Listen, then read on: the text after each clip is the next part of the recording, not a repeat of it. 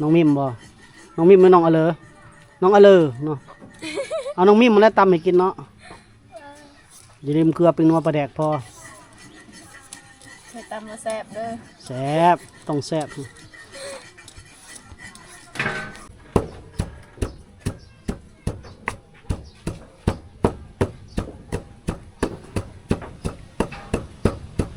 ตำยังน้องมิม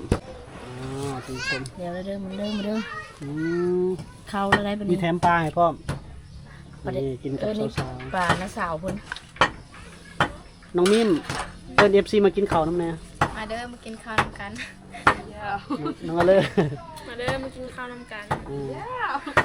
พูดนั้นแซวตะมู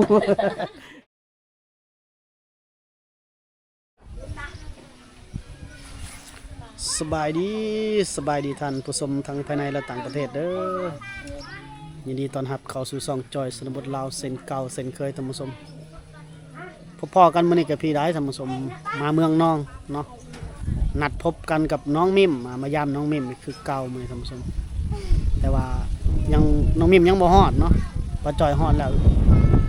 เฮือนน้าสาวเพิ่นมื้อนี้เนาะนัดกันพบกันอยู่ที่เฮือนน้าสาวเพิ่นดนจะขึ้นมาอัปเดตทางนี้เนาะเจ้าน้อยน้องเพิ่นก็ฮอดแล้วท่านผู้ชมมื้อนี้แดดพร้อมลมพร้อมมื้อนี้ท่านผู้ชมเนาะมากับทีมงานเราคือเก่ามื้อนี้หนังมีมันหนังมันหนังอยู่บนพุทธต่ำสิ้นนี่งามเลยถ่ายน้องมิมก่อนน้องมิมมาแต่รถเลยดอกน่าจะแวะเฮือนหมู่เฮือนคู่ก่อนงามเนาะตำป้อยสินตำป้อยตะป้อยบนนี้นะตำป้อยนี่สินจกสินตำป้อยยิบพ้นทักเอาเลยเอามือทักเอางามอยู่แล้วพื้นหนึ่งระดับ1,000 บาทสำนันผู้เลยนั่นปัจจุบันนะมูลคนเห็ดเนี่ยเห็ดยากสินตำป้อยนะกระสมราคาแล้วเนาะบึงพ้นแต่พ้นทักมือเหมือนคันยกระดับขึ้นอีกก็น่าจะแพงอีกถ้าทางมาผู้ใหญ่เฮาสนับสนุนแบบว่า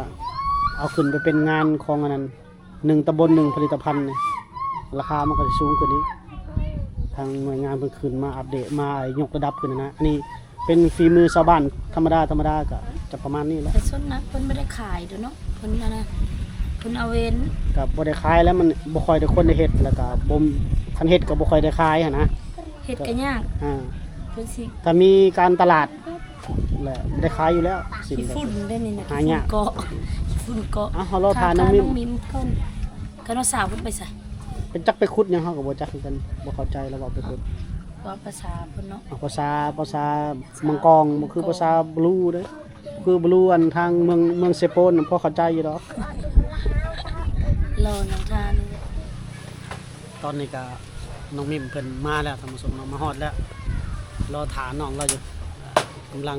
ขึ้นไปวีผมแต่งโตหน่อยนึงเพราะว่าเดินทางเข้ามาทางแดงเด้กลัวขี้ฝุ่นเนาะช่วงนี้ชนบทนี่ขี้ฝุ่นง่ายกุ่มแล้ว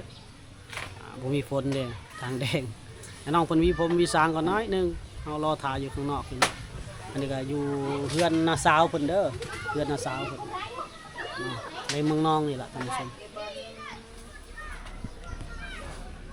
ก็แต่งตัวสวยขนาดเนาะสบายดีน้องมิมสบายดีน้องอเลอสบายดีมานำกัน2 คนเนาะโอ้แต่งตัวสวยแต่น้องมื้อนี้เนาะน้องมิมกะ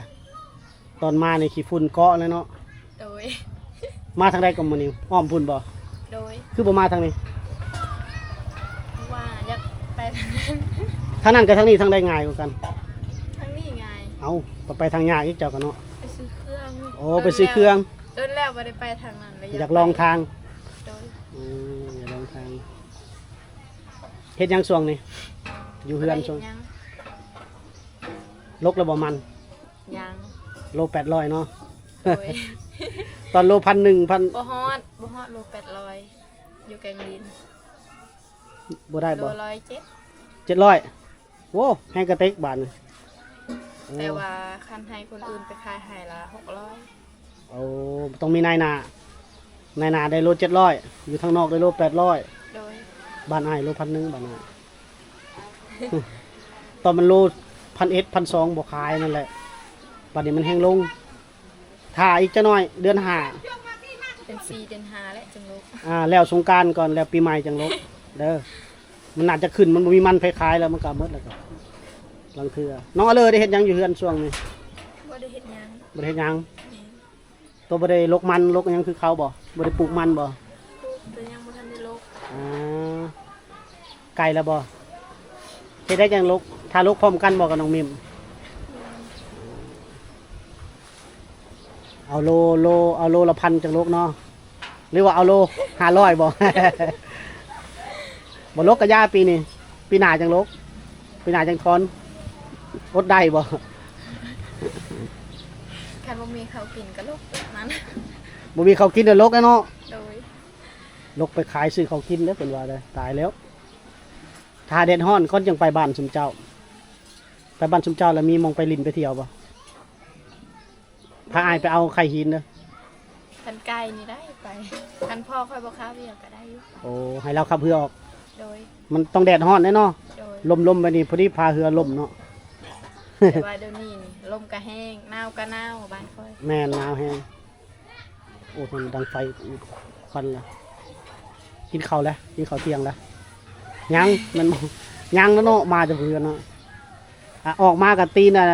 รถยางห่วยยางแบนอีกท่านผู้ชมเมื่อเท่าใดเปลี่ยนสายใหม่ 35 โอ้เปลี่ยนสายใหม่นะ โดย ไปเดี๋ยวไอายเอาเงินให้เพราะว่ามาหาไอายเด้เดี๋ยวไอายเอาเงินให้ดีแต่มีห้านคนเนาะคันมันมีห้านก็จูงไก่บ่บดเอาเลยบ่ บดเอาเลย หรือจูงไก่เติบ ไก่เติบเนาะเอามาเดี๋ยวไอออกค่าใช้จ่ายให้ตัวนี้ เพราะว่านัดกันมาหาเพิ่นเด้ ไก่หก โอ้จังหน่อยให้น้องมิมไปเอาบ่คุ้งนะ รอคณาจารย์ก็ถูกไก่ บ่เดี๋ยวน้องมิมเอา ไม่ก็บ่ปล่อย เออ บ่ปล่อย โอ้น้องเอาเลยดิใส่หมวกกันนะหักเนาะพดหมวกก็ได้อยู่บ่พดหมวกก็ได้อยู่บ่ เบิ่งผม ผมถือขี้ฝุ่นเนาะบ่เป็นหยังดอกก็งามคือเก่าหั่นล่ะอยากไปลินอยู่บ้านคุณเจ้า เดี๋ยวอันรอให้มันแดดออกก่อนเนาะเดี๋ยวสิพาหมู่อายไปพร้อมเดี๋ยวทีมงานอายมาแต่ถ้าแขกเดี๋ยวจะพาไปบางเทื่อสิไปนอนอยู่บ้านคุณเจ้าเลย ไปนอนก็ได้ หับอยู่บ่ ครับ หับอยู่เนาะนอนกองตีรางบ่ให้อายนอนอยู่ตารางบ่หรือนอนเตียงเฮือน บ่นอนอยู่เพื่อน บ่หยอกน้องเอาเลยเด้มีหมองหับอยู่บ่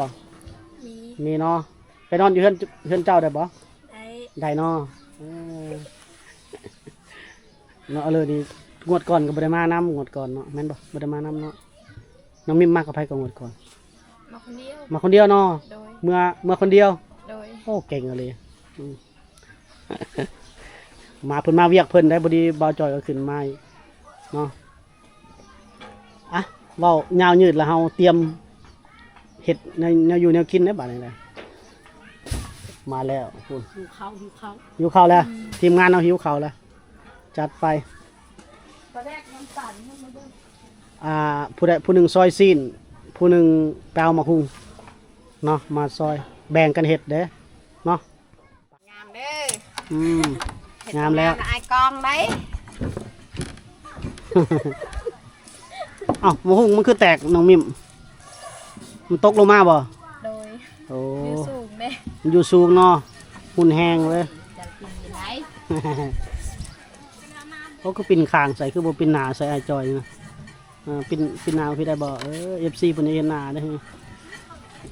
เฮ็ดไปนำยิ้มไปนำแหล้วธรรมดาเลยจ้ะ ดนๆได้จะได้ขึ้นมาหาอยู่ไกลคนอยู่คนละเมืองคนละอำเภอกันเด้60 กิโลไปกลับก็120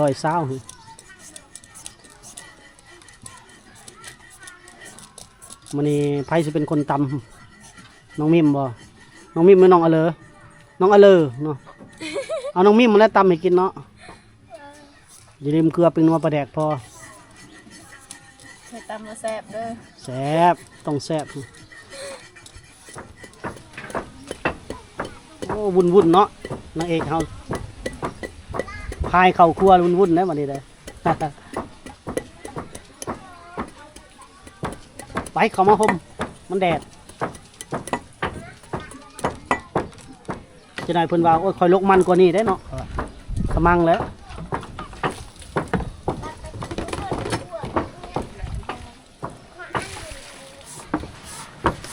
น้องอเลอเป็นคนซอยซีน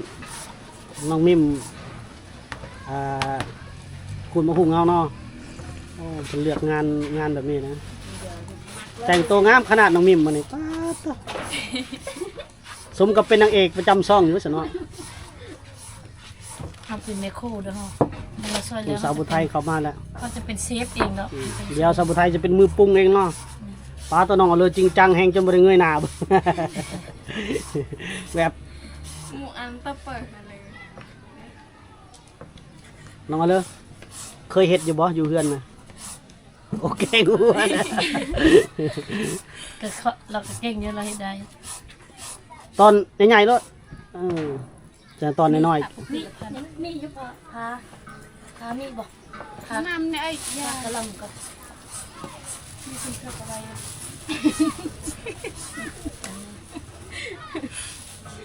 ประมาณเดือนแล้ว ๆตอนสำนั้นล่ะ ผมอยากจะรักเสร็จไปบัวเป็นเหมือนจะมีเต็มเพื่อนเลย โอ้คุณพาแล้วให้เป็นตาย่านพาแล้ว เขาก็ใส่เป็นลูก สิ่งจะลบก็ลบอย่าไปมีเต็มประเวท อืม ยี่เนี่ยระวังทำแน่แหละตั้งเจาะเลยตาทำได้เลยขนาดนี้จะได้แล้วเหรอ เบิ่งน้องมิมเฮ็ดนี่คือถนัดอยู่เนาะตำกินดุอยู่บ่อยู่เฮือนกะ แต่ว่าบ่มีบางไป มันบ่มีมักหุ่ง บ่มี แห้งแล้งเด้มันอยู่โนนฟูเนาะ ดูไว้ ปลูกเอาเจ้ากะ แต่ว่ามันตายเบิดแล้ว ตายเนาะแล้วมื้อนี้บ่ปล่อยผมเนาะมื้อนี้เนาะลุกนี่บ่ปล่อยผมลุกก่อนปล่อยผมก็สิน่าฮักอีกแบบนึงสวยคนละมุมสวยคนละแบบเนาะ ดูไว้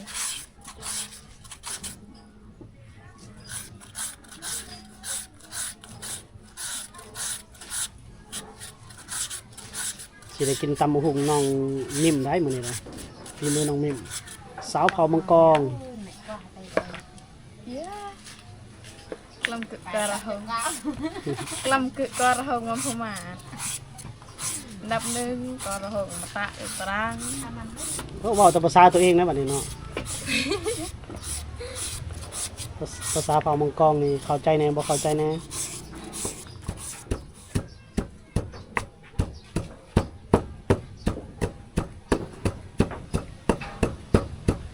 ตำยังน้องมิม ตำมักพิษ ตำไม่แห้งรสตำคอยบ่แหลกเลยตำแห้งคกแตกบ่ ยันคกแตกเลยเนาะ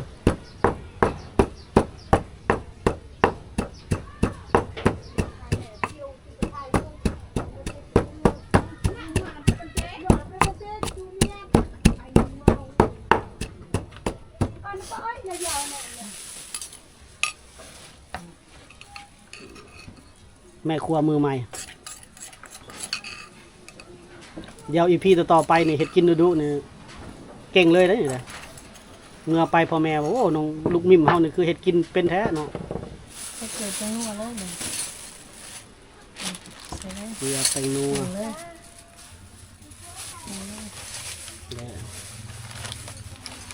โคลเคาเลไว้แล้วเนาะเกลือไปนัวกันคักเด้ โอ้มีการเคาะก่อนสิปาดนิดนึง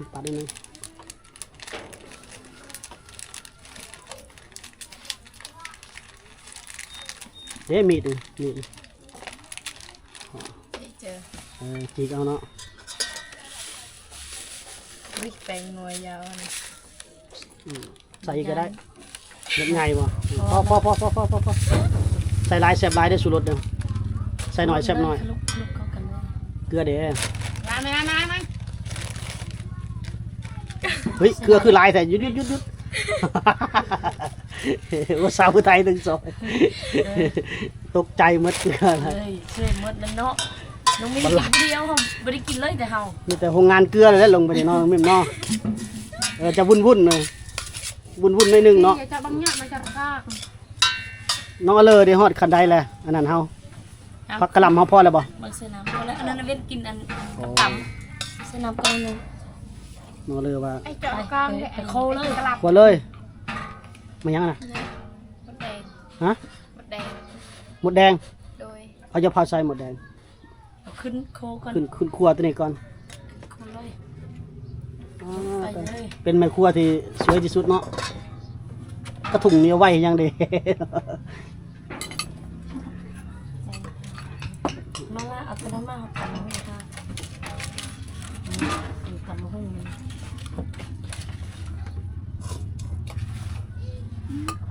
เอาเพชรเนาะเพชรลายครัวกระเพาะเพชร เดี๋ยวนะ ตามหมอบ่บัดนี้ ไอ้นี่มันหัวเดินกลับ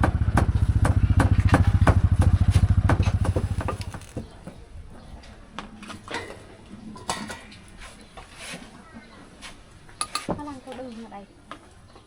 นี่มันปืนเลยต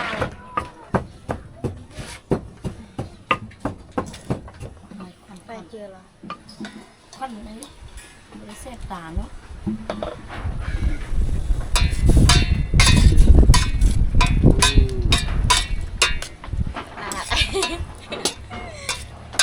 ไม่ครัว แม่ครัวทั้งเฮ็ดกินทั้งหัวทั้งยิ้มไปพร้อมเนาะ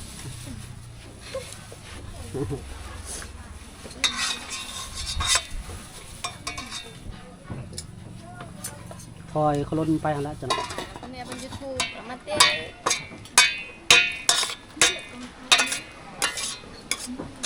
ดังกองแก้งน้องมิมเนาะ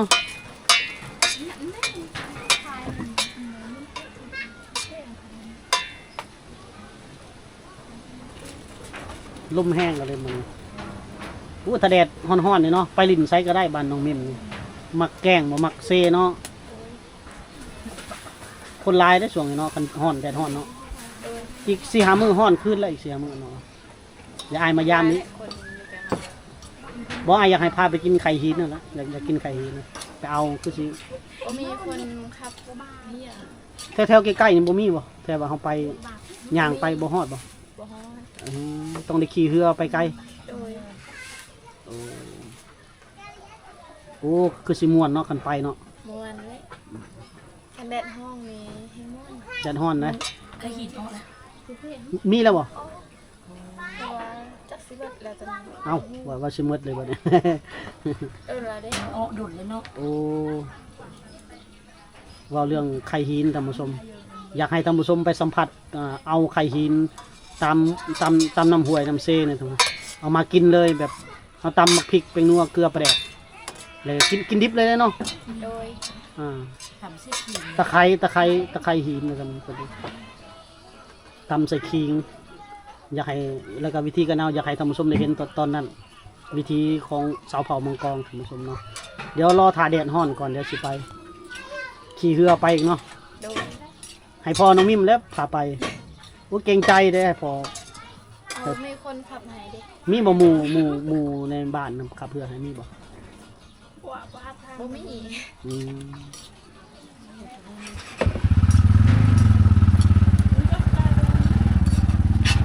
ใส่พร้อมกันเลยเนาะ วิทักเสียเลยแล้ว อื ก็ ม อุ้ยอยู่ไอ้ปัดอันนั้นเหรอเจาะเนี่ยเลยเด้ มันยังหอม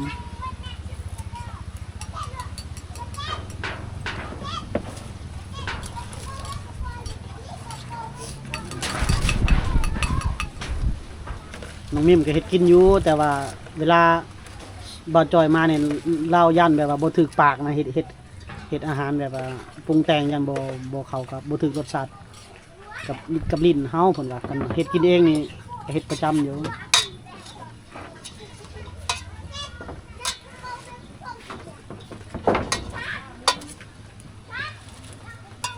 เราจริงจังเลยเวลาเราเฮ็ดกินนี่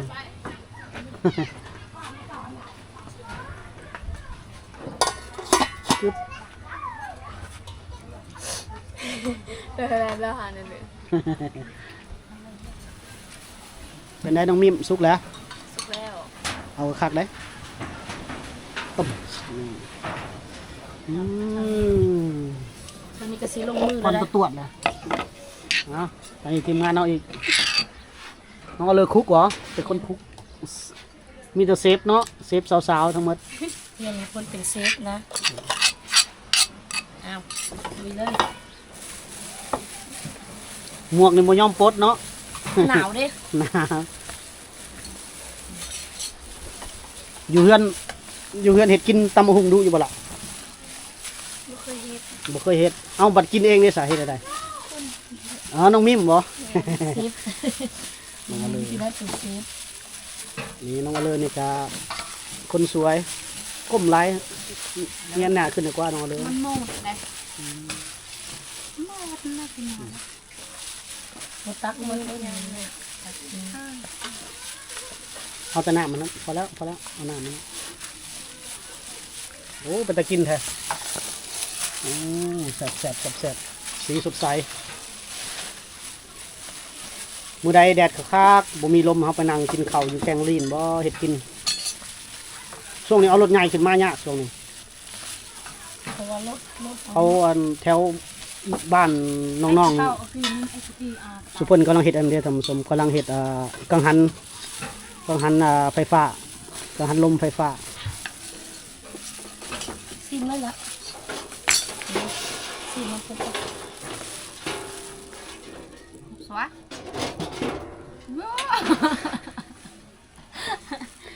คิดไปเจอได้เป็น ซิมแล้วซิมมึงดูเพื่อนครัวเราก็เหยียบตัวหนึ่งดังตัวหนึ่งเนาะ น้องมิมเย็บตัวนี้มันก็กระเรื่องขึ้นดังป่ะ เป็นอะไร พอดี บ่ได้คำตอบซ้ำวันนี้ พอแล้วใส่ตักอันยิบใส่ถ้วยเลย หยิบ นะ ใส่เลย แล้วก็ปะเป็นคนอัน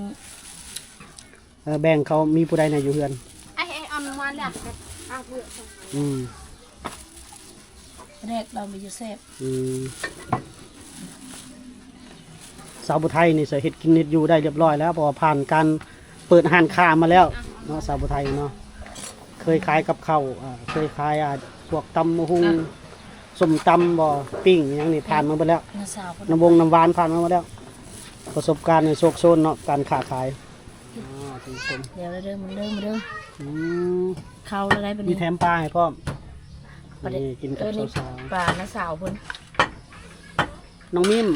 เอิ้น FC มากินข้าวน้ำแน่ มาเด้อมากินข้าวนำกัน น้องอะเลย มาเด้อมากินข้าวนำกัน ผู้นั้นแซวตะมูนั่นน่ะ เพื่อนหลานอายนะ แซวตะลาน กินแล้วได้ โอ้สาวไทยเอาก่อน